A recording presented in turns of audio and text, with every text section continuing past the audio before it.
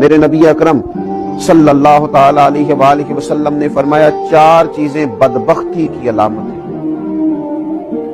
ایک تو فرمایا کہ آنکھوں کا خشک ہو جانا، کبھی بھی اللہ کے خوف سے ان میں آنسوؤں کا نہ آنا بدبختی کی علامت ہے۔ دوسرا، رسول اللہ صلی اللہ تعالی علیہ وسلم نے فرمایا دل کا سخت ہو جانا یہ بدبختی کی علامت ہے، کہ تیرے دل میں کسی کے لیے درد نہ ہو، تیرا دل کسی کے لیے نرم نہ ہو، تیری طبیعت میں کبھی کسی بندے کے لیے ہمدردی پیدا نہ ہو، یہ بدبختی کی علامت ہے۔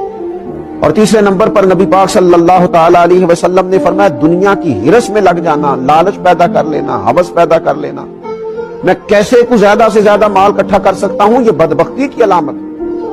یہ دیکھیے یہ کس طرح کے روحانی امراض ہیں جو بندوں کو جکڑ لیتے ہیں اور ان کی روحانی زندگی کو برباد کرتے ہیں۔